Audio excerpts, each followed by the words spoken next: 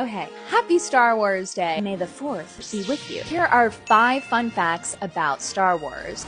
What's in a name? Evidently, a lot. But have you ever wondered how George Lucas came up with some of these names? Well, here's just a few. R2-D2 comes from the sound design term Reel 2 Dialogue 2. For C-3PO, there are rumors that it's a reference to a post office located in the C3 district of a map of George Lucas's hometown. So C3 Post Office. Jedi is said to have come from the Japanese word Jidaigeki, which refers to a genre of film and theater usually set in the Edo period in Japan, while others claim it was inspired by Jedok in Pulp Fiction author Edgar Rice Burroughs' Barsoom. Darth Vader supposedly comes from Darth being a variation of the word dark, with the German and Dutch word Vater meaning father. Luke, I'm your father. Others say it could have been deeply buried in George Lucas's subconscious as he went to school with a Vader, George Vader. Chewbacca is said to derive from the Russian word sabaka, meaning dog. And speaking of Chewy, let's talk about George Lucas's dog, Indiana, who was the inspo for our beloved Wookiee. So she was this kind of dog, right? No, she was this kind of dog, an Alaskan Malamute. Indiana was his companion as he wrote the script and often would be his co-pilot when he brought her along on car rides, thus inspiring this dynamic duo. Some of the early concept drawings of Chewy are unsettling, so thankfully that massive hair was added. And Indiana, being amused to her human, didn't stop there, because she served as the inspiration behind the name Indiana Jones. And you know what Indiana Jones hates? Much like myself, snakes. My anaconda don't want none unless you got buns, hun. For hairspiration, George Lucas looked up turn-of-the-century Mexican revolutionaries, where he found what would become Leia's signature look.